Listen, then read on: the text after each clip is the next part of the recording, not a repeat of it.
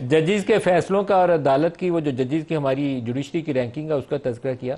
Nawaz Sharif case میں جو فیصلہ تھا وہ بھی عدلیہ نے کیا تھا اور وہ ایک فکس میچ تھا, اور عمران خان کو صادق اور امین قرار دینا وہ بھی ایک فکس میچ تھا. یہ ان تمام فیصلوں کے ہوتے ہوئے آپ کہتے ہیں کہ عدالت نے فیصلہ کیا, تو عدالت سے وہ فیصلے ہوئے ہیں. ذوالفقار علی بھٹو کا فیصلہ بھی کسی عدالت نے کیا, وہ بھی فکس میچ تھا. تو آپ اس کو نظر انداز مت کریے کہ ہماری عدالتوں سے یہ فیصلے ہوئے ہیں. تو عمران خان کے لیے کوئی ایڈورس ڈیسیجن آ جائے اور کھوسا صاحب اس پہ اعتراض کریں تو وہ ایسی آپ کو چیز نہیں ہوگی جو انہونی ہوگی چیز.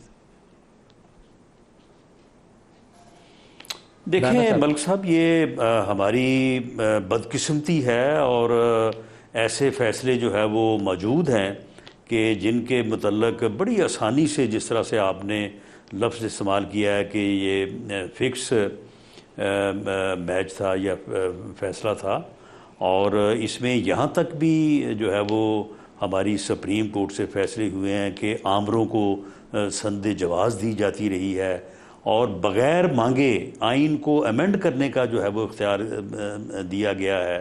اور یہاں پہ آئین کو جو ہے وہ پولیٹیکل حالات اور سوچ کے تابع جو ہے وہ آئین کو ری رائٹ کیا گیا ہے. تو یہ ساری چیزیں جو ہیں, یہ ساری چیزیں ہوتی رہی ہیں.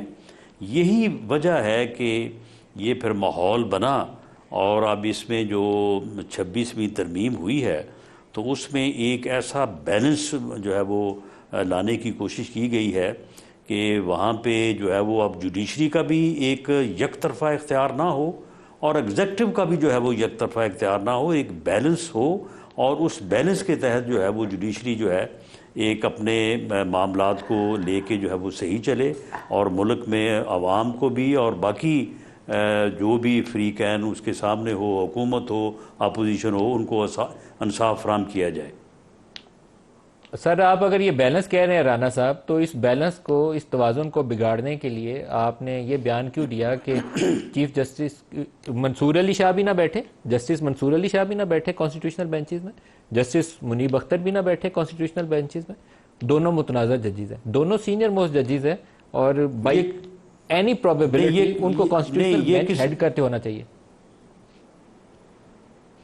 نہیں دیکھیں, معاملہ یہ ہے ملک صاحب, بالکل یہ کسی نے نہیں کہا, نہ میں نے کہا کہ وہ نہیں بیٹھ سکتے. رانا صاحب آپ ہی کا بیان ہے.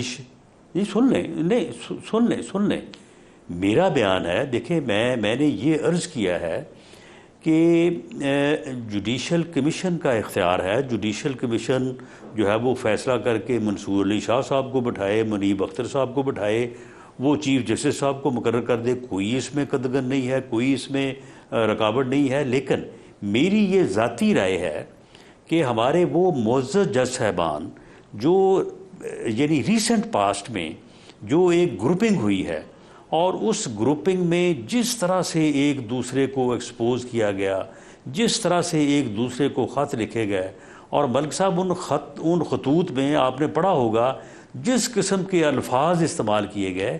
میری یہ رائے ہے کہ وہ جج صاحبان جو اس گروپنگ کو اور اس ماحول میں ایک لیڈنگ کردار میں رہے ہیں, ان میں سے اگر کوئی کانسٹیٹیوشنل بینچ کا جج اگر بنے گا تو اس سے پھر یہ ماحول جو ہے یہ کنٹینیو کرے گا.